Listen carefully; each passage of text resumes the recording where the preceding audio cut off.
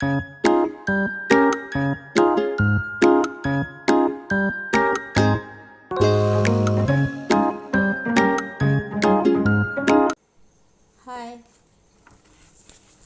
General Science Standard 7, Lesson number 3, Properties of Natural Resources. याआधी आपण 2 lecture पाहिलेले आहेत. तर पहिल्या लेक्चरमध्ये काय पाहिलं होतं आपण? प्रॉपर्टीज ऑफ एअर पाहिल्या होत्या. त्यानंतरच्या ह्याच्यामध्ये काय पाहिलं होतं? प्रॉपर्टीज ऑफ वॉटर पाहिली होती. आता आजच्या ह्या लेक्चरमध्ये, 3rd लेक्चरमध्ये आपल्याला काय पाहायचं आहे? Properties of soil. आता सॉईलच्या प्रॉपर्टी काय काय आहेत ते पाहायचं आहे. त्याआधी आता आपल्याला काय प्रश्न पडलेला? What is mean by soil? How is soil form? Soil म्हणजे काय? सॉईल कशी तयार होते? What are the ingredients of soil? Ingredients कोणकोणते आहेत ह्या सॉईलमध्ये? ह्या सगळ्या प्रश्नांची उत्तर आपल्याला ह्या लेक्चरमध्ये मिळतील. आता आपण तो स्टार्ट करू. Okay. Properties of soil. Colour is an important property of soil. सॉईलची महत्त्वाची प्रॉपर्टी कोणती आहे? तर तिचा रंग, colour. The soil get its colour as a result of several purposes. The colour of soil near land surface is darker than the colour of the lower layers. म्हणजे अनेक प्रक्रियाचा परिणाम होऊन काय झालेलं आहे? ह्या सॉईलला काय झालेला आहे? एक प्रकारचा कलर प्राप्त झालेला आहे. आणि हा कलर कसा झाला आहे? तिथल्या जमिनीच्या सरफेसला काय झाला? तिथल्या सरफेसप्रमाणे तो मिळता जुळता झाला. Near land surface is darker than the colour of lower layers. म्हणजे त्या वरच्या पृष्ठभागाच्या ज्या मातीचा रंग आहे ते खालच्या थराच्या, म्हणजे त्या पृष्ठभागाच्या खालचा जो थर असतो त्याच्यापेक्षा कसा असतो? थोडासा डार्क असतो. Soil may be different colours such as black, red, copper, yellow and grey. म्हणजे ह्या सॉईलचा रंग कसा असतो? ब्लॅक असतो, रेड असतो, येलो असतो किंवा ग्रे असतो. तर the colour of the soil are useful for its classification. म्हणजे ह्या कलरवरून त्या सॉईलचं आपण काय करतो? सहजपणे क्लासिफिकेशन करू शकतो. Besides they are indirectly useful in indicating several properties of the land. म्हणजे त्या जमिनीच्या अनेक गुणधर्म दाखवण्यासाठी आपल्याला इनडायरेक्ट पद्धतीनं ते काय होतं? उपयोगी पडतं. In this way the property of the soil such as its fertility, drainage of water, capacity to hold water become clear from its colour. म्हणजे त्या कलरवरून त्याची काय होते? ड्रेनेज ऑफ वॉटरची कॅपॅसिटी लक्षात येते, किंवा ते किती होल्ड कॅपॅसिटी, किती पाणी ॲक्सेप्ट करू शकतो तिची कॅपॅसिटी लक्षात येते. हे कशावरनं?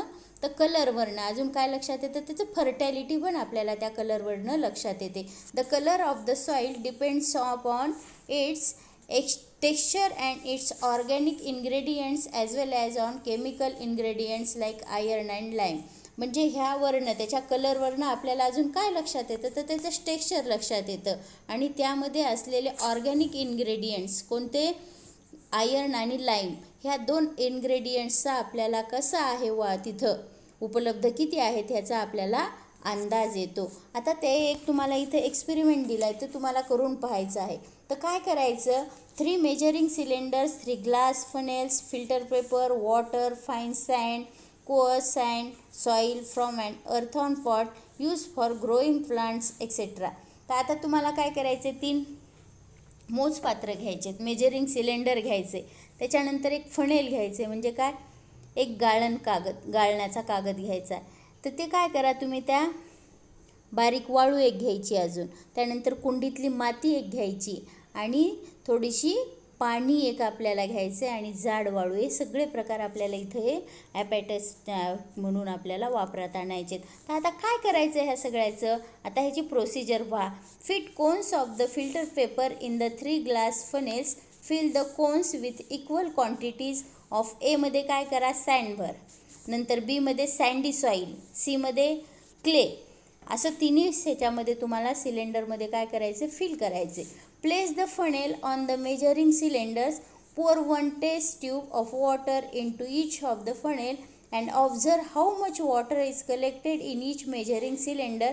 What inference will you draw from this. मग आता काय करायचं? वरती फनेल ठेवायचं आणि सगळ्यामध्ये सारख्या प्रमाणात पाणी तुम्हाला टाकायचे. तर पहिल्या ह्याच्यामध्ये काय टाकलेलं आहे तुम्ही? सँड टाकलेली म्हणजे वाळू टाकली. बीमध्ये काय केलं आहे? सँडी सॉईल म्हणजे वाळूयुक्त माती टाकलेली. आणि तिसऱ्यामध्ये काय टाकले तुम्ही? क्ले टाकला आहे. आणि सारखंच पाणी तिन्ही सिलेंडरमध्ये टाकलेले. आता तुम्हाला काय करायचं आहे की ऑब्झर्व करायचे. तर त्या फ्लास्कमध्ये, त्या सिलेंडरमध्ये फनेलच्या साह्यानं किती पाण्याची क्वांटिटी खाली जमा झालेली आहे ते तुम्हाला काय करायची? मेजर करायची. आणि त्यावरनं तुमच्या काय लक्षात येईल? तर काय निष्कर्ष काढू शकाल? तर आता पहा तुम्ही, त्यावरनं तुम्हाला लक्षात कोणती माती किती पाणी ॲब्सेप्ट करते हे लक्षात येईल. आता यावरनं आपल्याला काय करायचं? त्याचं स्ट्रक्चरचे प्रकार पाडले. तर आता ह्याच्यावरनं मातीचे प्रकार लक्षात येतील. तर मातीचे 3 प्रकार पाडले, सॉईलचे 3 प्रकार. तर कोणकोणते? त्याचं soil structure, sandy soil, silt soil, clay soil, असे 3 ते 4 प्रकारामध्ये आपण सॉईलला काय केलं आहे? डिव्हाइड केलेलं आहे. तर आता त्यातला पहिला प्रकार आपल्याला पाहायचा आहे की सॉईल स्ट्रक्चर. आता हे सॉईलचं स्ट्रक्चर कसं असतं हे आधी आपल्याला पाहायचं आहे. Soil content particles of different size. The texture of the soil is determined by the properties of particles of the various size in it. आता ह्या सॉईलचं टेक्स्चरवरून काय केलेलं आहे आपण? त्याच्यामध्ये असलेले जे पार्टिकल्स आहेत त्याची साईज, त्याचा वेगवेगळा आकार, ह्यावरनं काय केलेलं आहे आपण? ह्या सॉईल्सचं स्ट्रक्चर ठरवले आणि त्याच्यावरनं आपण तिचे प्रकार पाडलेले आहेत. Following are the types of soil on the basis of its structure. म्हणजे ह्या स्ट्रक्चरवरून ह्या सॉईलचे 3 टाईप्स पाडलेले आहेत. तर पहिली कोणती? सँडी सॉईल, स्लीट सॉईल आणि क्ले सॉईल. म्हणजे ह्या सॉईलचे 3 प्रकारात आपण डिव्हाइड केली. तर त्यातली आता आपल्याला पहिली पाहायची आहे sandy soil. The properties of sand, that is large particles in high sandy soil. Water drains rapidly through sandy. This is because the particles of sandy soil are made of the materials called silicon dioxide. These properties do not dissolve in water and therefore the soil has very little capacity to supply nutrients. म्हणजे काय करायचे? आता ही sandy soil ही काय करते? तर हिच्यामध्ये काय आहे? Large particles in high in sanded soil. मग ह्याच्यामध्ये जे सँडचे पार्टिकल्स आहेत, वाळूचे जे कण आहेत, ते कसे आहेत? खूप प्रमाणात आहेत. त्यामुळं काय झालं? Water drains rapidly through sandy soil. मग वाळूमध्ये ते पाणी काय व्हायला? फिल्टर व्हायला वेळ लागत नाही, ते पटकन फिल्टर झालं. It is easy to plug this soil. मग हे काय होतं? पेरणीसाठी किंवा ज्यावेळेस आपण शेतामध्ये काय करतो? नांगरतो, शेतात नांगर फिरवतो, त्यावेळेस ते नांगरण्यासाठी ही मृदा कशी असते? हे पाणी माती कशी असते? तर आपल्याला सोपी जाते. But it is less fertile. This is because the particles of sandy soil are made of the minerals called silicon dioxide. मग ही जी आपल्याला नांगरायला तर सोपी आहे, पण हिच्यामधनं जे पीक येतं ते कसं असतं? कमी होतं. तर कशामुळं? तर तिच्यामध्ये जे पाणी शोषून धरण्याची जी क्षमता असते ती कशी असते? खूप कमी असते. त्यामुळं पाण्याचा निचरा लवकर होतो आणि पिकाला पाणी व्यवस्थित मिळत नाही. म्हणून तिथं काय झालेलं असतं? ह्या मातीला, ह्या मिनरल्सला आपण कोणकोणते मिनरल्स असतात तिथे प्रेझेंट? तर सिलिकॉन डायऑक्साईड सारखे मिनरल्स त्याच्यामध्ये प्रेझेंट असल्यामुळे ते पाण्याला काय करू शकत नाहीत? पकडून ठेवत नाहीत. आणि little capacity of supply nutrients. त्याच्यामुळं त्या झाडांना, त्या मातीला काय कमी प्रमाणात न्यूट्रिएंट्स सप्लाय होतात. एवढं लक्षात आलं? नेक्स्ट आता पाहायचं आहे स्लीट सॉईल. आता ही काय आहे? तर the particles of silt soil are of medium size. ह्यामध्ये जे सॉईलचे पार्टिकल्स आहेत ते कसे आहेत? मीडियम साईजचे आहेत. Silt soil is not a ploughable as sandy soil. म्हणजे सँडी सॉईलच्या तुलनेमध्ये ही स्लीट सॉईल कशी आहे? More ploughable than clay soil. Clay सॉईलपेक्षा ही कशी आहे? प्लगेबल आहे. This soil contains a large preparation of organic materials. तर ह्याच्यामध्ये काय आहेत? मोठ्या प्रमाणामध्ये ऑर्गॅनिक मटेरियल्स धरून ठेवण्याची शक्ती, कॅपॅसिटी आहे. Its capacity to supply nutrients is much greater. तर त्या पहिल्या सँडी सॉईलपेक्षा ह्याच्यामध्ये थोडीशी न्यूट्रिएंट्स सप्लाय करण्याची क्षमता कशी आहे? जास्त आहे. Slit soil is also called sedimentary soil, ह्याला काय म्हणायचं तर सेडिमेंटरी सॉईल म्हणजे गाळाची मृदा म्हणायचं. त्यानंतर आता थर्ड ह्यातला आपण काय पाहायचा प्रकार पाहायचा आहे तो म्हणजे क्ले सॉईल. आता ही क्ले सॉईल कशी असते तर ही clay soil, in this soil the proportion of small particles is maximum. The proper particles of clay soil feel smooth to touch. Clay soil has a high water holding capacity. आता ही जी clay soil आहे तर ह्याचं proportion कसं आहे ह्याच्यामध्ये आहेत तर सॉईल्सचे particles कसे आहेत, खूप स्मॉल आहेत, बारीक बारीक आहेत. आणि ही ज्यावेळेस आपण हात लावून पाहतो त्यावेळेस आपल्याला ती कशी लागते, स्मूथ लागते. का तर त्याचे पार्टिकल्स कसे आहेत, हे एकदम स्मॉल आहेत. आणि clay soil has higher water holding capacity. मग ही जी क्ले आहे, ही जी सॉईल आहे तर हिची पाणी धारण करण्याची जी क्षमता आहे, वॉटर होल्डिंग कॅपॅसिटी कशी आहे, हाय आहे. त्यामुळे ह्या प्रकारची जी माती आहे, क्ले सॉईल म्हणजे चिकण माती, ही आपल्या पिकासाठी कशी आहे, खूप उपयुक्त आहे. एवढं लक्षात आलं. यानंतर आता आपल्याला पुढे पाहायचं आहे soil structure. The structure of soil depends upon the different shape of the particles in it. आता ह्या सॉईलचं स्ट्रक्चर तर कशावरून ठरवले तर त्याच्या वेगवेगळ्या शेपवरून, त्याच्यामध्ये असलेल्या पार्टिकल्सच्या शेपवरून आपण ह्या कशाचं सॉईलचं स्ट्रक्चर ठरवलेलं आहे. Soil occurs in the form of columnar, laminar, granular as well as block shaped structure. तर कसं आहे ह्याचं स्ट्रक्चर, ह्याच्यावरनं सॉईलवरनं सॉईलमध्ये असलेल्या त्याच्या डिफरंट शेपवरून किंवा त्याच्यामध्ये असलेल्या पार्टिकलवरून आपण हे स्ट्रक्चर ठरवलं आहे. तर ह्याच्यामध्ये काय असतं तर ह्याच्यामध्ये वेगवेगळ्या स्वरूपामध्ये मातीचे कण असतात. तर ते कसे असतात, काही कसे असतात कोल्युमिनार असतात म्हणजे स्तंभासारखे असतात, तर काही कसे असतात लॅमिनार, तर काही ग्रॅन्युलर म्हणजे काही ठोकळ्यासारख्या स्वरूपात असतात, तर काही स्तंभासारख्या, तर काही बारीक कणामध्ये. असे हे पार्टिकल्स आपल्याला ह्या सॉईलमध्ये पाहायला मिळतात. त्याच्यावरून आपण हे सॉईलचं स्ट्रक्चर ठरवलेलं आहे. आता इम्पॉर्टन्स ऑफ सॉईल स्ट्रक्चर, आता ह्याच्यामध्ये काय उपयोग आहे, ह्याचं जी रचना आहे ह्याचं महत्त्व काय आहे. The fertility of soil depends upon soil structure. The advantages of good soil structure as follows.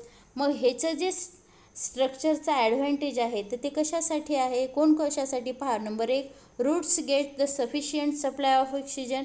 अशी जर स्ट्रक्चर असेल तर हे काय करतं, त्या झाडामधल्या असलेल्या रूट्सला ऑक्सिजन सप्लाय करतो व्यवस्थित, जेवढा पाहिजे तेवढा. त्यानंतर water drainage is good, there for the root of plants grow well. म्हणजे वॉटर, त्या मुळांना जेवढा पाणी पाहिजे आणि नसलेलं पाण्याचा निचरा करायचा, काढून टाकायचे.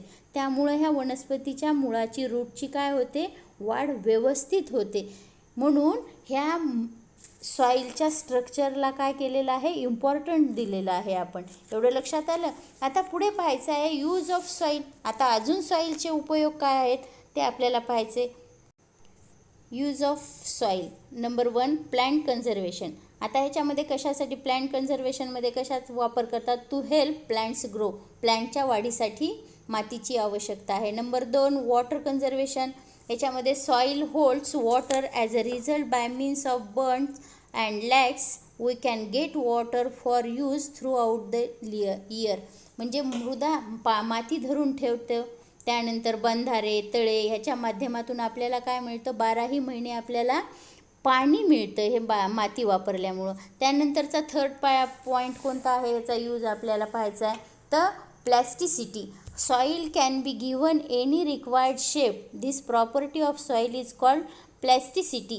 Because of its plasticity, we can use it to make articles of variety of shapes. These articles can be baked to make them hard. Water storage, earthen pots, earthen lamps, adults, bricks, etc. are articles made from soil. आता ह्या सॉईलपासनं आपण काय करतो, ह्या सॉईलला वेगवेगळा आकार देतो आणि ह्या सॉईलच्या गुणधर्मामुळं, तिच्या प्रॉपर्टीमुळं तिला आपण काय म्हणतो, प्लॅस्टिसिटी म्हणतो.